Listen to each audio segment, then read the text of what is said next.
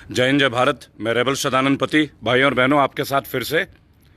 और एक विषय था तो लगा कि आप लोगों के साथ शेयर कर लें। माननीय प्रधानमंत्री जी, आपको नमन। मुझे लगता है कुछ भी करते मीडिया आपके साथ ही चलती है। ऐसा लगता है जैसा मीडिया फोकस्ड है आपके, विशेष तौर पे ट्रिप और यात्राओं के लिए ही मीडिया शायद आज वर्क कर रही है। लोगों की समस्याएं क्या हैं क्या नहीं है वो तो शायद मीडिया आजकल दिखाती भी नहीं है। 2 दिन पूर्व प्रधानमंत्री जी आप लद्दाख की यात्रा पे जाते हैं। वहाँ जाके आप लोगों से मिलते हैं, हमारे वीर सैनिकों से मिलते हैं, हमारे घायल सैनिकों से मिलते हैं और उनके हाल पता करते हैं। अच्छा लगा, उनका हाल पता करना एक बहुत अच्छी बात है। एक जिम्मेदारी भी है जो पहले ही कर देनी चाहिए थी, आपको पहले ही जाना चाहिए था। खैर कोई बात नहीं, लेकिन वहाँ जाके आप स्टेटमेंट देते हैं कि साम्राज्यवाद की नीति बहुत हुई। आखिर कौन साम्राज्यवाद की नीति बढ़ा रहा है? चाइना? तो चाइना का नाम ही ले लेते। हम देश आगे बढ़ रहा है, देश अपने दम पे बढ़ रहा है, ये बातें आप करते हैं। जब आप घायल सैनिकों से मिलने गए, जब वीर गति को प्राप्त हुए सैनिकों के परिवार से आप मिलने गए, तो आप ये भी जानते होंगे कि इन वीर सैनिकों की हत्या कैसे हुई। ये बात मुझे आपको बताने की आवश्यकता तो है नहीं, क्योंकि आपके पास तो एक अच्छी इन्फॉर्मेशन हमेशा रहती है। मीडिया आपके साथ है, आपके साथ इतने बड़े बड़े सुरक्षा तंत्र प्रणाली के विभिन्न विभाग हैं। तो मेरा एक छोटा सा प्रश्न है मोदी जी आपसे कि मोदी जी, आप चाइना का नाम लेने में क्यों हिचकिचा रहे हैं? चाइना हमारे मैप को बदलने की कोशिश कर रहा है और बहुत हद तक कामयाब भी हो रहा है, क्योंकि लद्दाख के लोगों का कहना है कि वो लद्दाख में घुस चुके हैं। वीडियो आपने देखी होगी, काफ़ी वायरल है, ट्रेंडिंग है। जब चाइना हमारे मैप को बदल रहा है तो आप कहते हैं चाइना के ऐप को बदल दो। उससे चाइना को रोक देंगे क्या हम? और हमारे देश में आप हमारा प्रतिनिधित्व कर रहे हैं, माननीय प्रधानमंत्री हैं, सम्मानीय पद पे हैं आप, और पद का कद होता है, मैं शुरू से कहता आया हूँ, शुरू से। लेकिन मैंने एक बार भी आपके मुंह से ये नहीं सुना कि चाइना की हम ईंट से ईंट बजा देंगे। आपने एक बार भी ये नहीं कहा कि चाइना को हम धरातल पे ले आएंगे। आप कांग्रेस मुक्त भारत की बात चौड़ा होकर करते हैं, तब आपका 56 इंच का सीना बढ़ जाता है, बहुत बड़े तरीके से बढ़ जाता है, फैल जाता है। ऐसा लगता है कि 56 इंच का सीना चाइना तो छोड़ो, आगे और चला जाएगा, जो भी हमारे देश के दुश्मन है। लेकिन आप उनका नाम ही नहीं लेते। मुझे समझ में नहीं आता मोदी जी, आपके अंदर का जो सारा वीर रस है वो केवल हमारे देश के विभिन्न राजनीतिक पार्टियों के लिए ही सीमित है क्या? कांग्रेस के लिए, ममता बनर्जी के लिए, बसपा के लिए, समाजवादी पार्टी के लिए और अरविंद केजरीवाल के पार्टी के लिए, केवल विपक्ष के लिए आपकी ताकत और 56 इंच का सीना दिखता है क्या? चाइना के लिए तो आप नाम भी नहीं ले पाते हो। क्या बात है, किस चीज़ का डर है? हम तो नहीं डरते, हम तो नहीं डरते। आप किसी भी देश के मुद्दे के लिए बात ही नहीं करते हो। जहां लगता है कि 4 दिन 5 दिन बैठ के चुपके से आते हो, मन की बात पता नहीं किससे कर लेते हो, दिल की बात आप सुनते ही नहीं हो, ना समझते हो। प्रधानमंत्री के पद पे आप आसीन है, मेरा नमन है आपको, लेकिन ऐसे प्रधानमंत्री नहीं सोचा था हमने। ये ज़रूरी नहीं कि प्रधानमंत्री खूब बोले तो वो वीर प्रधानमंत्री हो जाते हैं। हमने बहुत सारे प्रधानमंत्रियों का दौर देखा। हमने पूर्व प्रधानमंत्री मनमोहन सिंह जी का दौर देखा। हमने अटल बिहारी वाजपेयी जैसे भाजपा के एक बहुत ही वीर एवं श्रेष्ठतम प्रधानमंत्रियों का दौर देखा, जहां विपक्ष भी खड़े होकर तालियां बजाया करते थे, इतना सम्मान देते थे वो विपक्ष को।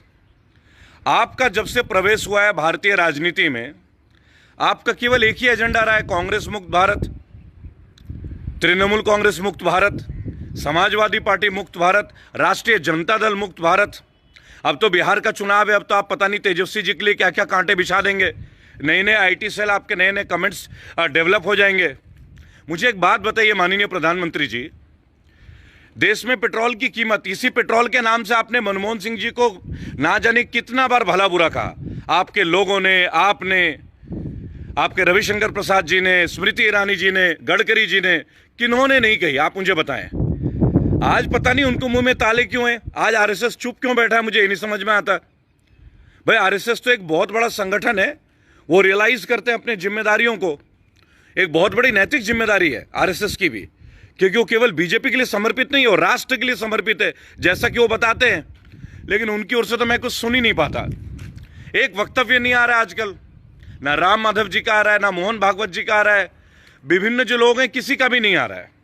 माननीय प्रधानमंत्री जी, एक महीने से लगातार पेट्रोल की कीमतें आप बढ़ा रहे हैं, उसके ऊपर भी एक दो कमेंट्स कर दें, आ जाएं पब्लिक के बीच में, आके देखें लोगों में क्या भावना है आपके प्रति।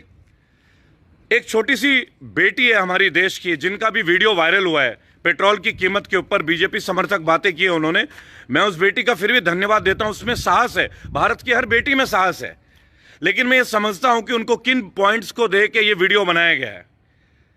अगर भारत की और लाखों बेटियों को दे के मैं ये शुरू करवा दूं कि एक पेट्रोल की कीमत बढ़ने से सब्जी की कीमत बढ़ती है, ट्रांसपोर्टेशन की कीमत बढ़ती है, हर कमोडिटी की कीमत बढ़ती है, एक राज्य से दूसरे राज्य तक जो चीजें आती है उनकी कीमतों में वृद्धि होती है। क्यों?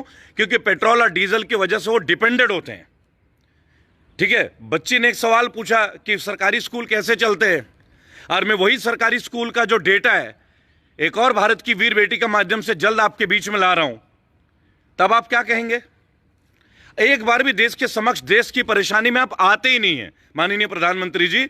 और पेट्रोलियम मिनिस्टर जो है हमारे, पता नहीं वो कौन है, मैं तो खुद असमंजस में हूं, क्योंकि अगर वो होते पद पे तो अब तक तो आ चुके होते, वो तो पालती मार के बैठे हुए हैं। गृह मंत्री इन पे टिप्पणी नहीं करते। वैसे गृह मंत्री को 10,000 एलईडी लगा के बिहार के चुनाव की तैयारी में देखा जा सकता है।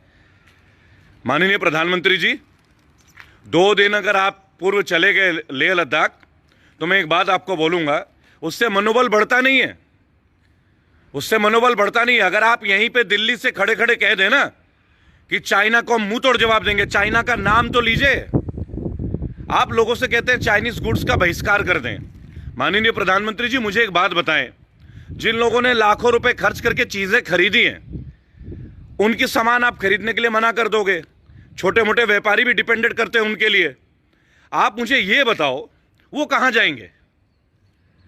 आप ही ने मौका दिया था ना जी, आपने इंपोर्ट बंद करा देना था, ना माल आता ना लोग फंसते।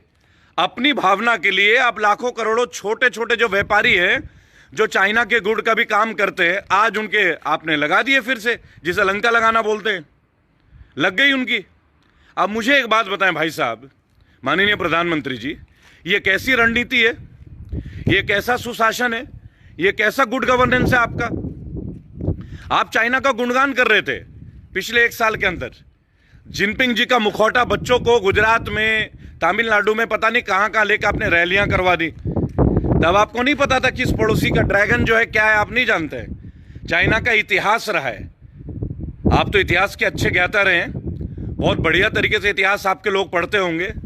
अब चाइना हमारा भूगोल बदल रहा है, अब चाइना हमारा भूगोल बदलने में लगा है। आप चाइना का ऐप बदलने में लग गए, टिकटॉक बंद कर दो, यूसी ब्राउजर बंद कर दो, और पता नहीं कौन कौन से एप्लीकेशन बंद कर दो। आखिर इन एप्लीकेशंस को लागू करने की परमिशन किसने दी? अब आपकी बात और बड़ी करता हूं, चाइना के मोबाइल, लोगों ने लाखों रुपए के शोरूम खोले हुए, एमआई के, रेडमी के। अब आपके प्रचार, आपकी पार्टी के आईटी सेल के प्रचार के बाद लोग वो मोबाइल नहीं खरीदेंगे। उन बेचारों का क्या, चाइना उनसे मोबाइल वापस नहीं लेगा? वैसे ही लॉकडाउन में लोग मर रहे हैं, नोटबंदी से लोग त्रस्त हैं, ग्रसित हैं, आपके बुरे पॉलिसी से लोग भुगत रहे हैं। भुखमरी है आपके गंदे गंदे पॉलिसी से। मैं तो आपके पॉलिसीज को गंदा बोलता हूं, क्योंकि अच्छा कैसे बोल सकता हूं? जिसका रिजल्ट अच्छा होगा उसे ही तो अच्छा बोलूंगा ना। आपने एक बार भी अपने किसी एक पॉलिसी को कभी कामयाब करते हुए नहीं देखा। केवल आपको मैं भी गिनाऊंगा, आज आपके उपलब्धियां थोड़ा गिनाना चाहूंगा। लेकिन मैंने देखा है, कभी समंदर के किनारे चले जाते हैं आप, टहलने लगते हैं, 2 पॉलिथीन उठाते हैं और मीडिया कवर कर लेती है कि देश का प्रधानमंत्री स्वच्छता में लगा हुआ है। एक बात बताइए, पॉलिथीन में कचरा उठाने से देश स्वच्छ हो जाएगा? इसे तो मीडिया कवरेज बोलते हैं, फुटेज लेना। कितना फुटेज चाहिए आपको? और एक काम करते हैं, सारे चैनलों में हम ना अपनी टी-शर्ट में आपका नाम प्रिंट करा लेते हैं, our greatest prime minister till date who has led us down, that is honourable Narendra Singh Modi ji. आप बोलिए, मैं आह्वान करूंगा, लोग मान लेंगे। लोग मुझे भी सुनते हैं, लोग मुझे प्यार करते हैं। और देखिए, मैं तो किसी पार्टी के खिलाफ नहीं हूं, आपकी भी पार्टी के खिलाफ नहीं हूं, आपकी बुरी नीतियों के खिलाफ हूं, क्योंकि आपकी जो नीतियां है ना, वो लोगों को तोड़ रही हैं। चाइना से आप क्या लड़ेंगे? आपकी पार्टी के नीति की वजह से लोग आपस में लड़ पड़े, कितने दिन से लड़ रहे हैं। आपके आईटी सेल का जो काम है वो यही तो है। मैं तो खुल के बोलता हूं, मैं खुल के बोलता हूं, पर लोकल बोलते हैं। आपने कभी आदर्श सोसाइटी का नाम नहीं सुना क्या? आदर्श क्रेडिट एंड कोऑपरेटिव सोसाइटी, क्या वो लोकल नहीं थी संस्था? विदेशी तो नहीं थी ना। लगातार 1 साल से आपने उनके नाक में दम कर दिया है आदर्श वालों का। ना कोई समाधान करते हैं, पीएमसी वालों का कोई समाधान करते नहीं यार। बात करते हैं वोकल फॉर लोकल। अरे लोकल कंपनीज ही तो हैं। आदर्श क्रेडिट कोऑपरेटिव सोसाइटी ये लोकल नहीं है क्या? मुकेश मोदी, राहुल मोदी, प्रियंका लोधा, ये क्या विदेशी पैदा हुए क्या? जिनपिंग के भाई बहन है क्या? ये समाधान करते नहीं है, नई नई बातें ले आते, मुद्दा ले आते, मीडिया फुटेज करते हैं, चाहते कि लोग आपकी तारीफ कर जाएं। केवल कितने दिन झूठे तारीफों में रहेंगे आप? Make in India. प्रधानमंत्री जी, आप ही का बेटा हूं, इस राष्ट्र का भी बेटा हूं। आपका पद है और मैं उस पद को नमन करता हूं, क्योंकि प्रधानमंत्री सर्वोच्च पद है। राष्ट्रपति जी महोदय तो है ही, लेकिन आप तो भाई लोकतांत्रिक तरीके से हैं। सब फैसले तो आपके गवर्नेंस ने लेनी है। कुछ बातें हैं जिससे बहुत नाराजगी है लोगों में। ना लोगों की सुन रहे हो, ना लोगों की समस्याएं देख रहे हो, कोई एक काम भी तो नहीं कर रहे हो। पेट्रोल की कीमतें बढ़ाए जा रहे हो। लोगों को इतना प्रश्न है भाई, इतना सस्ता क्रूड ऑयल है बाहर में, जहां विदेशों से आप ला रहे हैं, आपके पास तो एक एक बॉटल नहीं होगी, इतना आपने भर लिया पेट्रोल। इसी तरीके से अपने पार्टी के लिए आप फंड इकट्ठा कर रहे हैं। पीएम केयर बना दिया आपने, आरटीआई के दायरे में नहीं लाए, और अब काले धन की बात करते हैं। ऐसे आएगी क्या भ्रष्टाचार मुक्त भारत? ऐसे होगा? अपने शब्दों पे चलिए, practice what you preach. If honesty is the best policy, I am using the word if honesty is the best policy, where do you stand? Where is your party stand on honesty? I just want to know that. Your finance minister never comes before the public.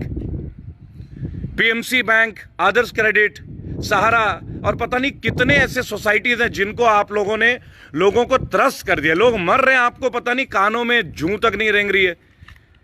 इतना महसूस हो रहा है। China China करके अब बिहार में election आ रहे हैं तो आप चाइना का नाम पे एक और मेडल ले लेंगे। आपको लगता है पॉसिबल है? खड़ा हो जाऊं क्या तेज प्रताप जी के साथ, तेजस्वी के साथ खड़ा हो जाऊं? तेजस्वी भाई साहब के साथ में खड़ा हो जाऊं? देखेंगे आप बिहार में कितना कमल खिलाएंगे। मेरे वीडियो में आपने सुना होगा, फिर से बिहार आना है और फिर से कमल खिलाना है। पॉसिबल है क्या?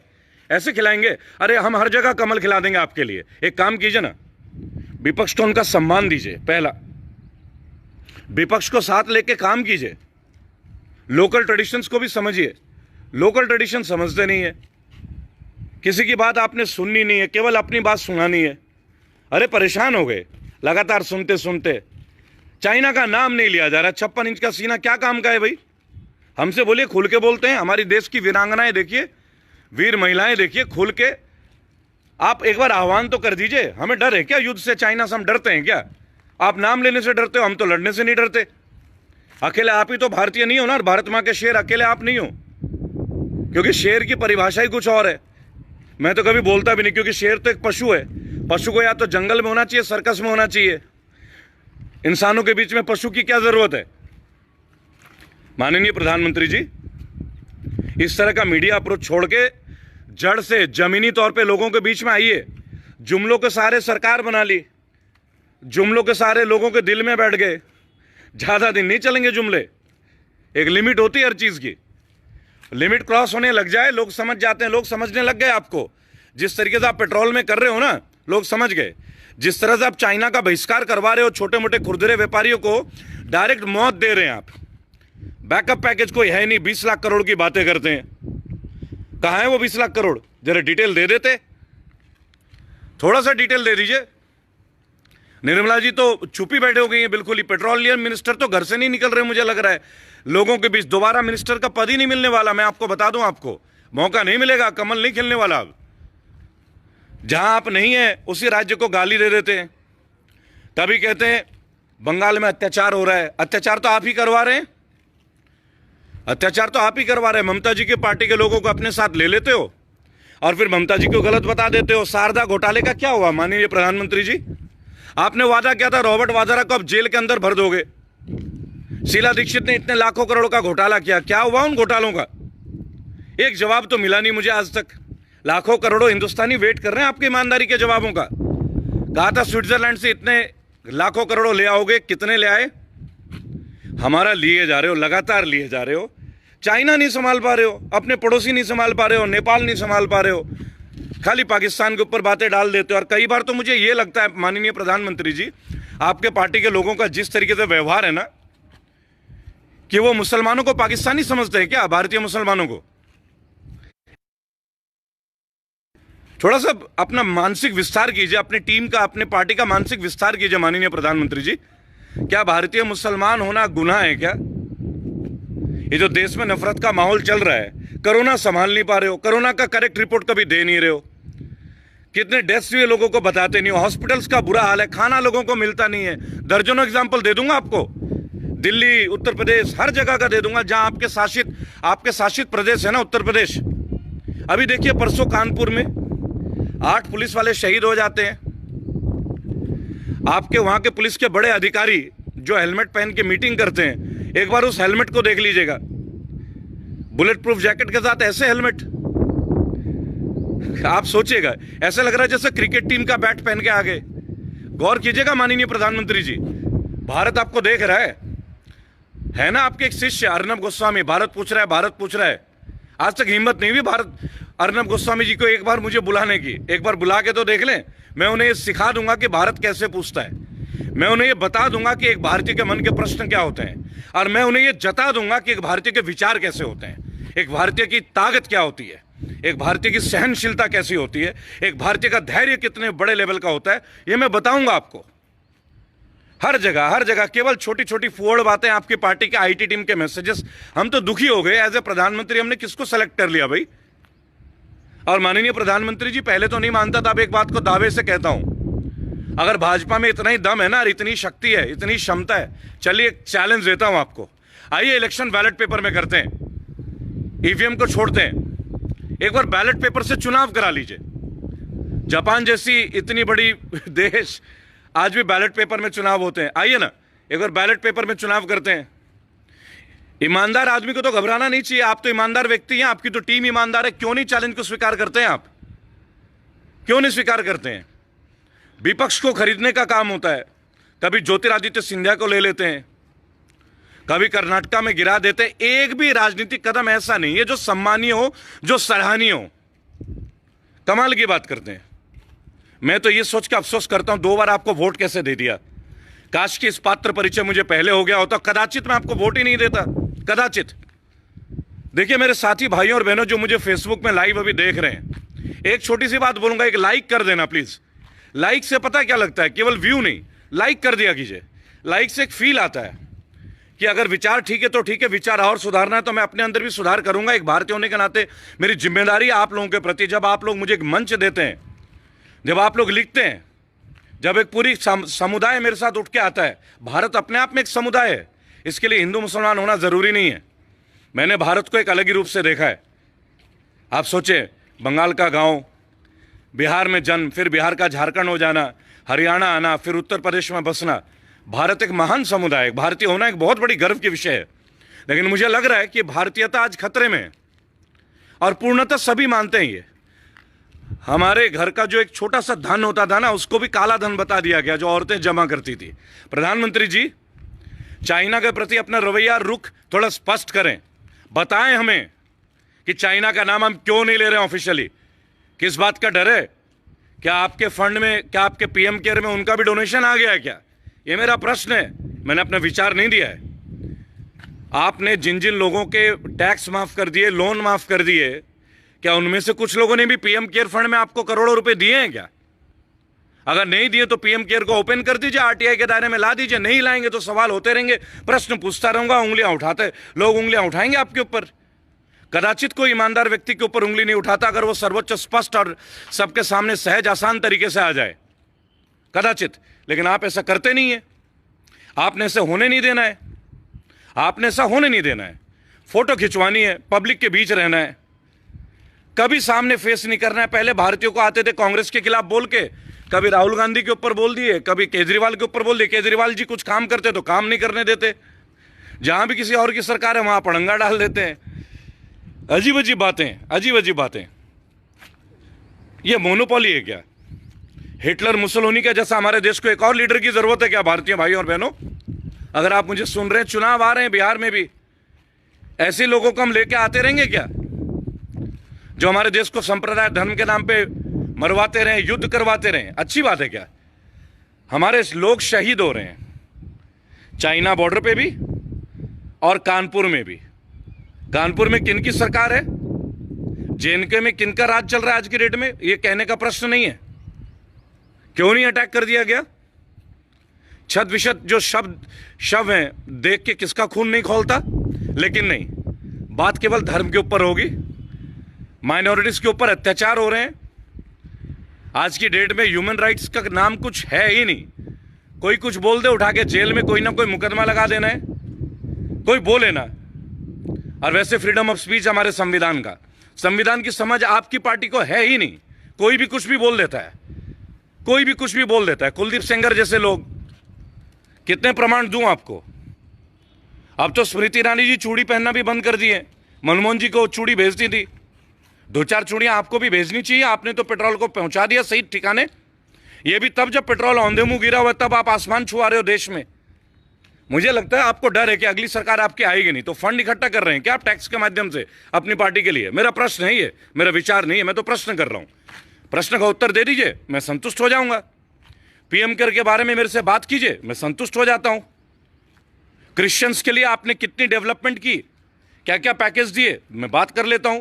ब्राह्मणों के लिए आपने कितना कुछ काम किया, बता दें, कर लेते हैं। हम तो जनरल में आते हैं।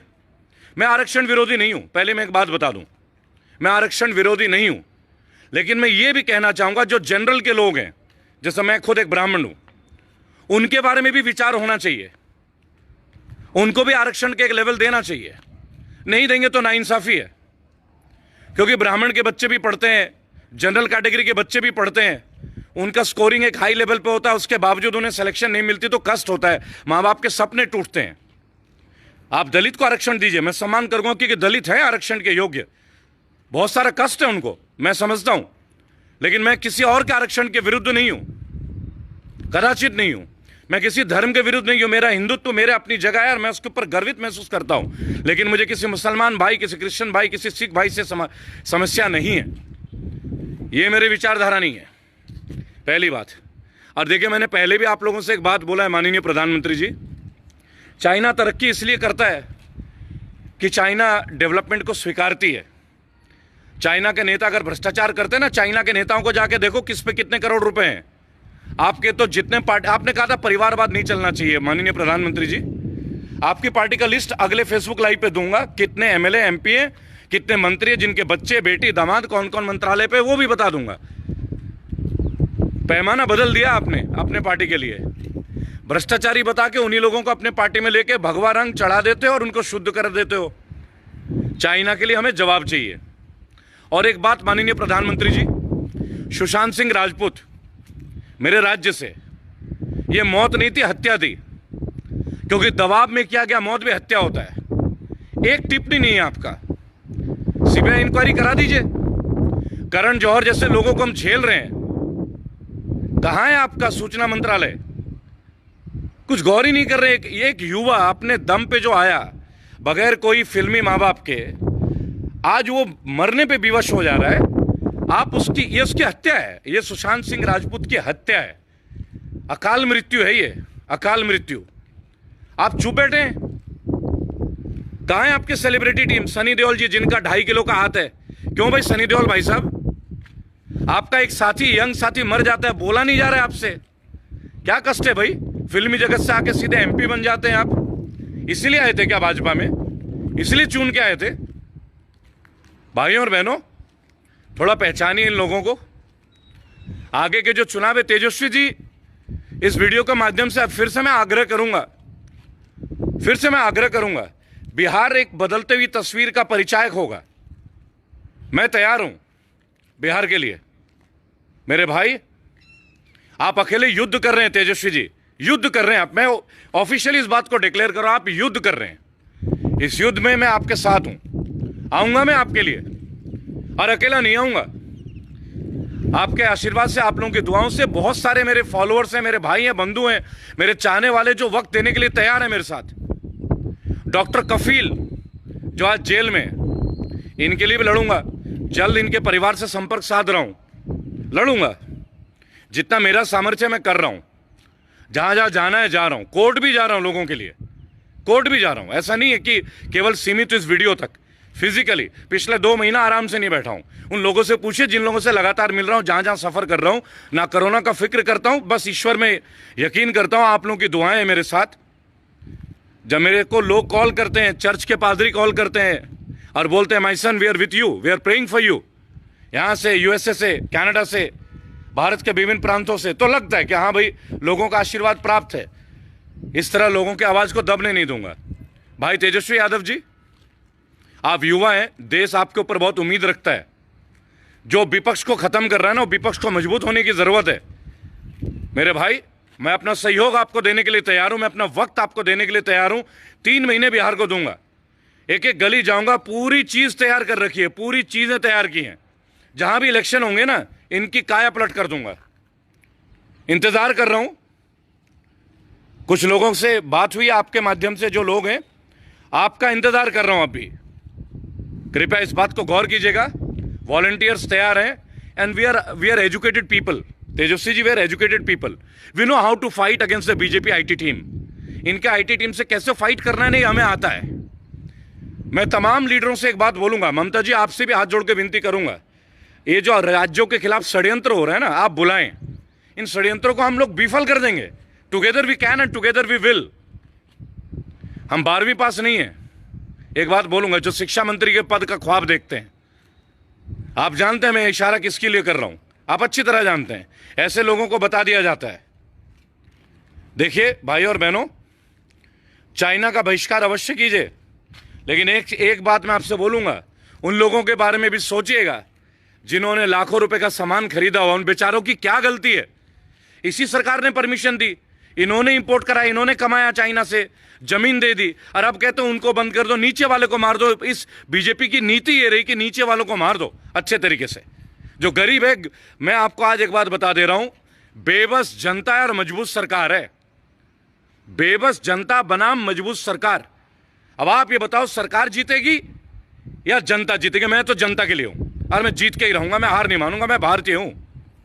इन्हीं पंक्तियों से आज का वीडियो समाप्त करता हूं। जल्द आपके बीच में फिर आऊंगा। रिक्वेस्ट करूंगा कि लाइक अवश्य कीजिए, थोड़ा प्रोत्साहन दीजिए, वैसे भी आप लोग बहुत प्रोत्साहन देते हैं। जय हिंद, जय भारत।